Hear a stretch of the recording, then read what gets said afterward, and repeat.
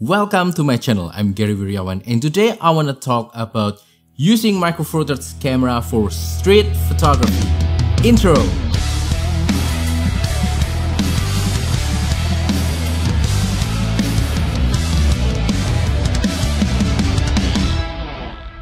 So in today's video, I want to share to you why Micro Four Thirds camera is the best for street photography and also the most fun camera format for street photography. But before I tell you that, first I want to begin the video by explaining my personal philosophy of street photography and also what makes street photography special for me. But before we continue today's video, I just want to say that I am not a professional photographer. I do photography only for a hobby, and also I'm not sponsored by anyone in this video. So all of the things that I will say, all of the products that I will recommend are based on my own personal experience and my own opinions. And if you have something to add, feel free to comment down below and add your own experience, your own recommendation for gear for street photography, whether it's Micro Four Thirds or not. Anyway, now let's start with my basic philosophy of what street photography is. So, for me personally, street photography is all about capturing unique moments that are happening spontaneously on the street. And the subject for street photography can be people, can be architecture, and random things that you found in the street. And while I'm talking about street photography, I will share to you right now some sample pictures that I took personally using my own camera and lenses so that you can better understand my preference when it comes to street photographs. So for me, the goal of street photography is not only to capture visually attractive subject, that is one of the goals, but also to make the viewer feel what you feel when you are capturing this photo on the street. And that means you have to add some things into your composition so that your picture won't just turn into a candid portrait of some random strangers on the street. For example, you can find a nice background so that it can complement your subject and make it into some sort of a platform or a stage for your subject so that your subject can better stand out. For example, a nice storefront, or maybe a nice painting on the wall, or maybe some nice graffiti on the wall can be a nice background. You can also find some other things, for example, some leading lines caused by the painting on the road, or maybe some textures or some colors, anything that can enhance your subject. The important keyword right here is context. You want to provide context on your street photographs so that your photographs will have some meaning, so that the viewer can relate to your photograph in terms of time and space. Now let's talk about why street photography is special for me. And while I'm talking about that, I will still sprinkle some sample pictures here and there. And I will also sprinkle some B-roll so that you can better understand what I'm talking about, to give you some context. But anyway, why street photography is so special is because it is so fun. I'm having lots of fun when doing street photography because not only I'm getting nice pictures for myself, but it is also a really good practice to improve my photography skills. When you are doing street photography, you are basically doing run and gun stuff. So inevitably, you will have to train yourself to see some photo opportunities when you are doing street photography. And that is already fun in my opinion, because that means there are so many things happening on the street and you have to pick one of the moments that you think will have potential to become a nice street photograph. That's almost like playing a game, and I really enjoy that process. When you are doing street photography, you also have to be really quick because the moment that you are about to photograph will pass. So if you don't capture it, you will miss the moment and it will be gone forever. So doing street photography will definitely train you to make decisions faster. Again, as I said on my other videos, photography isn't just about the end result. Isn't just about getting nice pictures, but it's also about enjoying the process, having fun, and street photography is no different. You have to have fun when you are doing it. You have to enjoy every step of the process that you have to take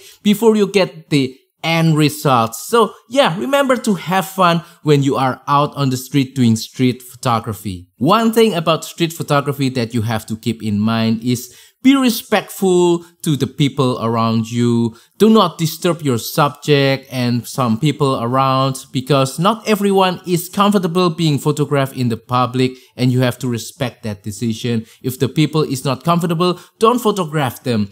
Also, please obey all the laws and rules when you are doing street photography. Now, before we talk about the benefit of using micro four thirds for street photography and also my favorite camera and lenses for shooting street photography using micro four thirds, I want to share one important tip that will help to improve your street photography skill, and that is pre-visualization. So what is pre-visualization? It's very simple. So basically, when you see a moment, imagine it in your head. Don't take any picture just yet. Leave your camera alone and just take a look at that particular scene and imagine it on your head. If you are using this lens, whatever you are using right now, how tight or how wide will it be? And will the scene look nice? Will the scene look interesting?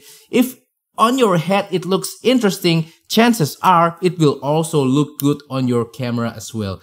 That is pre-visualization. So doing pre-visualization will definitely help you to pick the right moments, because not every moments can be photographed. I mean, they can be photographed, but not all of them will look good. So doing this will also help you to reduce spray and pray kind of situation. You don't want to just machine gun everything with your camera and lens. You want to pick out your moments carefully, and doing so will also increase the intentionality of your street photography as well. You don't want to just capture everything.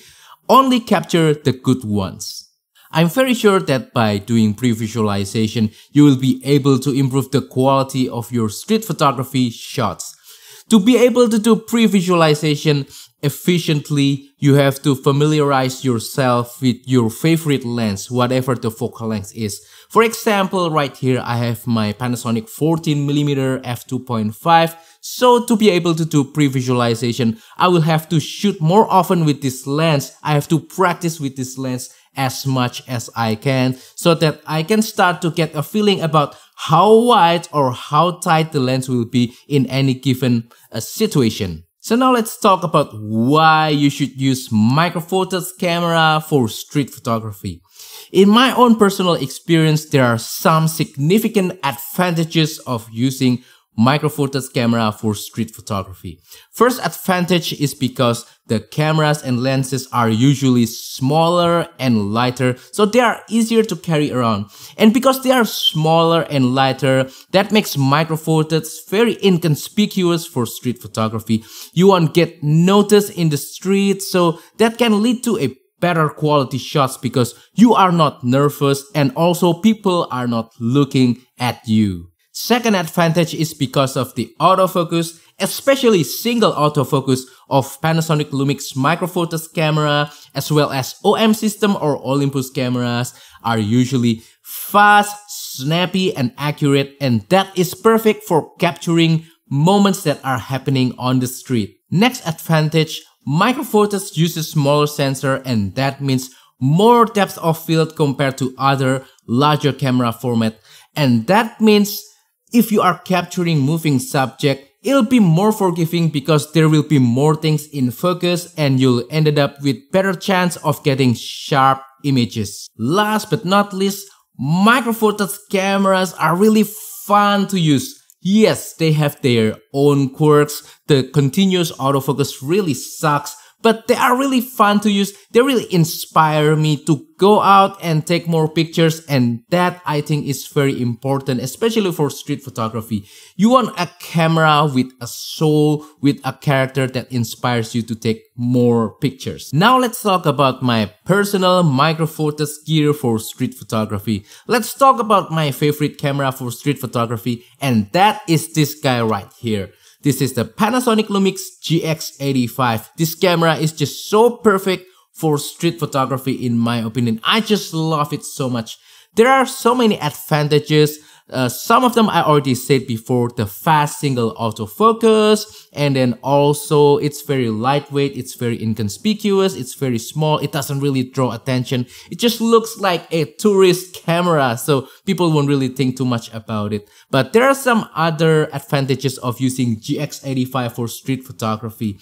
First, it has in-body stabilizer, so if I'm using something that is not stabilized like the Panasonic 14mm right here, it is still stabilized by the body, so it really helps, especially in lower light situation, things like that. It really helps. And then also, it doesn't really have a fully articulating screen, but I can still do this. This is still like not flipping, but a little bit of tilt.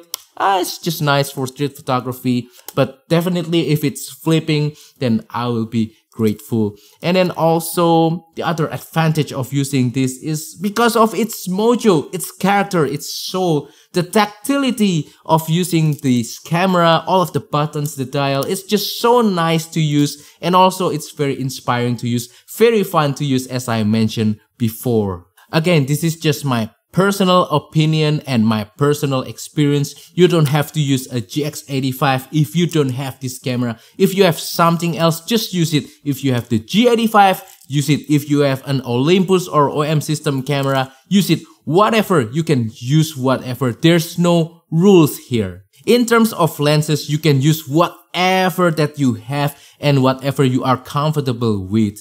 If you have something like this is the Olympus 12 to 40mm, then great, you can use it. It's a zoom lens, it can be very flexible as well. If you have a telephoto lens, don't be afraid to try to use it as well. Maybe you can get something interesting with a telephoto lens. If you have an ultra wide angle lens, try to use it as well. You can see what you get, and maybe you'll get something interesting. I've used an ultra wide angle lens for street photography in the past before, but my own personal comfort zone for street photography is anything between 12mm to 25mm in Micro Four Thirds term. So if you want something that's easier to use something a little bit more telephoto like 20mm, like this guy right here. This is the Panasonic 20mm f1.7. Your subject will pop out more, it's easier, more forgiving. You don't have to be very close to your subject, so it doesn't make you nervous, if you understand what I mean.